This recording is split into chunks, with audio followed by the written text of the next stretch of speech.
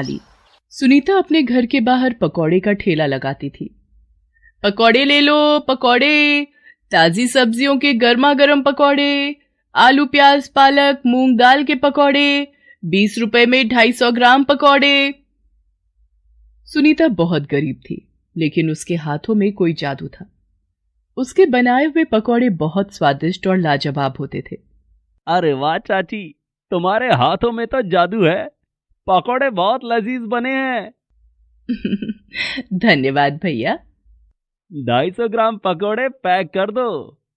अभी लो भैया। सुनीता के बनाए हुए पकौड़े खाने के लिए लोग दूर दूर से आते थे। उसके ठेले पर हमेशा लोगों की भीड़ लगी रहती थी। अरे भाई, ये पकौड़े वाली क्या लाजवाब पकौड़े बनाती है। जो भी एक बार चख लेता है वो बार बार इसके पकौड़े खाने आता है। अच्छा, ऐसी बात है। मैं भी खाकर देखता हूँ इसके पकौड़े। सुनीता के पति बीमार रहते थे। पहले वही पकौड़े का ठेला लगाते थे, लेकिन बीमारी के कारण वो काम नहीं कर पाते थे। आप आराम कीजिए, पकौड़े का ठेला लगाने की जिम्मेदारी मेरी है। ठीक है, किशोर को भी अपने साथ रखना। किशोर उनका 14 साल का बेटा था। वो भी पकौड़े बनाने में मां की मदद करता था। सारी कमाई आपके इलाज में खर्च हो जाती है, कुछ पैसे बच नहीं पाते हैं। मैं ही पनौती हूँ तुम सब के लिए। अरे कैसी बातें कर रहे हो जी, आप बस ठीक हो जाओ। एक दिन जब सुनीता ने पकौड़े का ठेला लगाया तो देखा कि उसके ठेले के सामने दूसरे पकौड़े वाले ने ठेला लगा लिया है। ये कहां से आ गया यहां? इससे तो मेरे ग्राहक कम हो जाएंगे। तभी वो पकौड़े वाला बोलता है। अरे नमस्कार बहन जी। वो पकौड़े वाला बहुत चालाक था। उसने सुनीता के ग्राहकों को अपने ठेले पर बुलाने के लिए सुनीता से सस्ते पकौड़े बेचने शुरू कर दिए। सस्ते पकौड़े ले लो, आलू प्याज पालक पनीर के पकौड़े, सिर्फ 10 रुपए में 250 ग्राम पकौड़े। सस्ते पकौड़े ले लो, गर्मा गर्म पकौड़े ले लो। सस्ते पकौड़े सुनकर ग्राहक सुनीता के ठेले को छोड़कर दूसरे पकौड़े वाले के ठेले पर चले जाते हैं। अरे भाई, सस्ते पकौड़े दे दो। भाई, 250 ग्राम पकौड़े पैक कर दो। भाई, 1 प्लेट प्याज के पकौड़े लगा दो। अपने ग्राहकों को दूसरे ठेले पर जाता देखकर सुनीता परेशान हो जाती है। वो ठेले वाला अब रोज सस्ते पकौड़े बेचा करता था, जिससे सुनीता की कुछ कमाई नहीं हो रही थी। धीरे धीरे ग्राहक उस पकौड़े वाले के ठेले से ही पकौड़े लेने लगे और सुनीता के ठेले पर अब कोई नहीं आता था। किशोर, ऐसे तो हम भूखे मर जाएंगे। हमारे ठेले पर अब कोई नहीं आता है। हाँ माँ, हमें कुछ करना पड़ेगा। लेकिन ग्राहकों को सस्ते पकौड़े खिलाने के चक्कर में पकौड़े वाले को महंगी चीजें खरीदनी पड़ रही थी। क्यों ना मैं इन्हें बासी और सड़ी हुई सब्जियों के पकौड़े बना के बेचूं। गर्मा गर्म होने के कारण ग्राहकों को कुछ पता नहीं चलेगा। अगले दिन पकौड़े वाले ने अपने ग्राहकों को आवाज लगाना शुरू किया। गर्मा गर्म पकौड़े ले लो, ताजी सब्जियों के सस्ते पकौड़े ले लो, सस्ते पकौड़े ले लो, 10 रुपए के 100 ग्राम पकौड़े। पकौड़े वाले के ठेले पर ग्राहकों की भीड़ लग गई। लोग पकौड़े खरीद कर घर ले जाने लगे। तभी उस पकौड़े वाले के ठेले के सामने एक गाड़ी आकर रुकी और उसमें से 3 लड़के बाहर आए। अरे भाई, 3 प्लेट पालक के पकौड़े लगा दे। अभी लाया मालिक। वो लड़के वहीं पकौड़े के साथ शराब पीने लगे, जिसे देखकर सुनीता उन लड़कों से बोली, भाई साहब, यहाँ शराब मत पीजिए। मैं एक महिला हूं और यहाँ पकौड़े का ठेला लगाती हूँ। शराब की बदबू के कारण कोई ग्राहक इधर नहीं आएगा। ये सुनकर उन तीनों में से एक लड़का कहता है, तो हम क्या करें? तेरे ठेले पर तो वैसे भी कोई नहीं है। हम तो इसके ठेले पर खड़े हैं, तुझे बहुत दिक्कत है। तू अपना ठेला यहाँ से हटा ले। इतना कहकर तीनों लड़के हंसने लगते हैं और वो पकौड़े वाला भी हंसने लगता है। वो पकौड़े वाला भी कहता है, साहब, इसके ठेले पर तो कोई ग्राहक नहीं आता। और सब हंसने लगते हैं। माँ, इनसे कुछ मत कहो, ये शराबी लोग हैं। हाँ बेटा, इनसे कुछ बोलना ही बेकार है। वो तीनों शराबी लड़के रोज उस पकौड़े वाले के ठेले पर आते थे और वहां उससे पकौड़े खरीद कर और वहीं पर शराब पीते और पकौड़े खाते थे और सुनीता का मजाक उड़ाते थे। उन शराबी लड़कों को देखकर सुनीता के ठेले पर जो 2-4 लोग आते थे, उन्होंने भी वहां आना बंद कर दिया।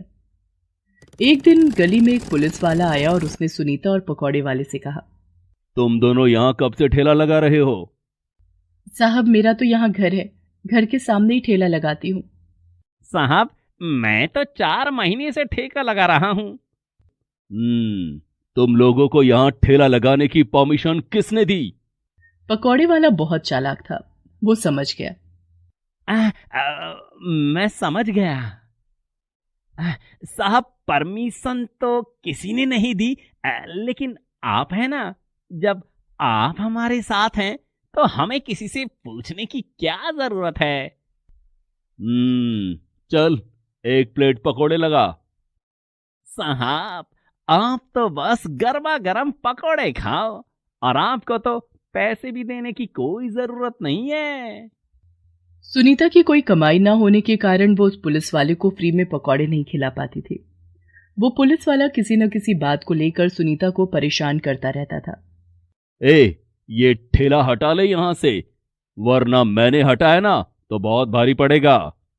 जी जी मालिक, हटा लूंगी। पति की बीमारी से पहले से ही परेशान सुनीता अब उस पकौड़े वाले और पुलिस वाले और उन शराबी लड़कों से बहुत परेशान रहने लगी थी। इधर पकौड़े वाले के ठेले पर रोज आने वाले ग्राहकों ने उसके पकौड़ों की शिकायत करनी शुरू कर दी। भाई, कल तुम्हारे पकौड़ों का स्वाद कुछ अच्छा नहीं था।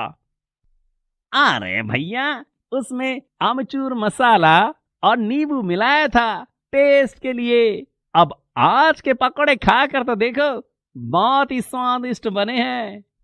इस तरह बातें बनाकर पकौड़े वाले ने उस ग्राहक को और पकौड़े बेच दिए। वो ग्राहक पकौड़े लेकर चला गया, लेकिन तभी दूसरा ग्राहक आया और कहने लगा, अरे, तुम्हारे पकौड़े खाकर तो मैं बीमार हो गया, पेट में बहुत दर्द है। मुझे भी डॉक्टर के पास जाना पड़ा। तुम्हारे सस्ते पकौड़े तो बहुत महंगे पड़ गए, दवाई का खर्चा भी हो गया, इलाज के पैसे तुम्हें देने पड़ेंगे। अरे भैया, तुम्हारे पकौड़े खाकर मेरा बेटा बीमार हो गया, उसे दस्त लग रहे हैं, वो अस्पताल में भर्ती है। और धीरे धीरे पकौड़े वाले के ठेले पर ग्राहकों की भीड़ लग गई।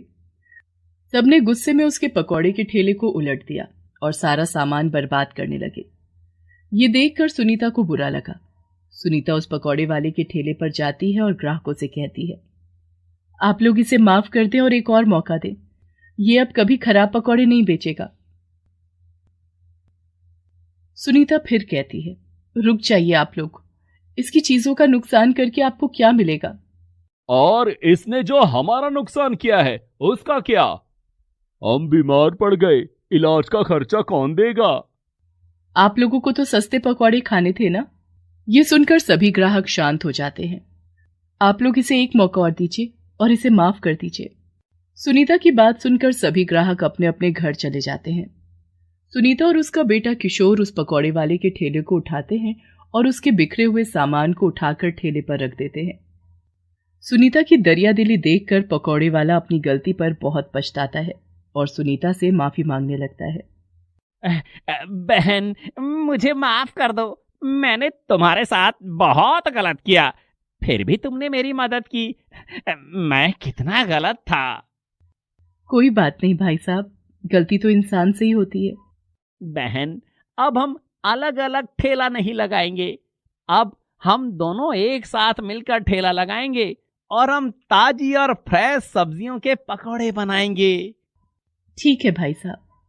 उस दिन के बाद से सुनीता और पकौड़े वाले ने मिलकर पकौड़े का ठेला लगाना शुरू किया और फ्रेश और ताजी सब्जियों के पकौड़े बेचने लगे। अब उनकी दुकान पर पहले की तरह ग्राहक आने लगे थे और दोनों जो कमाते आपस में आधा आधा बांट लेते थे। कुछ दिनों के बाद वो तीनों लड़के पकौड़े वाले के ठेले पर आए और पकौड़े लाने उनके ठेले पर गए। एक लड़के ने सुनीता के बेटे किशोर से कहा, ए लड़के, पकौड़े लगा 3 प्लेट। वे तीनों वहां शराब पीने ही वाले थे कि तभी पकौड़े वाला वहां आया और उनसे बोला, साहब, आप कहीं और जाकर शराब पीजिए, यहाँ शराब पीना मना है। और आपको पकोड़े भी नहीं मिलेंगे। हमसे जबान लड़ाता है? तुझे पता है हम कौन है? तभी वहां खड़े दूसरे ग्राहकों ने उन तीनों लड़कों को पीट पीट कर वहां से भगा दिया और उस घूसखोर पुलिस वाले को भी अब फ्री में पकौड़े मिलने बंद हो गए थे। सुनीता के बेटे ने पकौड़ों की होम डिलीवरी भी शुरू कर दी थी। बेटा देख, 2 किलो पालक के पकौड़ों का ऑर्डर आया है, जा डिलीवरी करा। जी माँ, अभी जाता हूँ। सुनीता और पकौड़े वाला ग्राहकों से फोन पर ऑर्डर लेते और किशोर उनके घर तक पकौड़े डिलीवर कर देता था। उनके पकौड़ों की चर्चा दूर दूर तक होने लगी थी। वाह भाई, इनके पकोड़े तो पहले से भी ज्यादा टेस्टी लग रहे हैं। हाँ भाई, मजा आ गया। मैं तो 1 किलो पकोड़े अपने बीवी बच्चों के लिए पैक करवा के घर ले जा रहा हूँ। दोनों का पकौड़ों का बिजनेस अच्छा चलने लगा था। दोनों ने मिलकर पकौड़ों की एक छोटी सी दुकान खोल ली थी, जिसमें पकौड़ों की कई वैरायटी मिलती थी।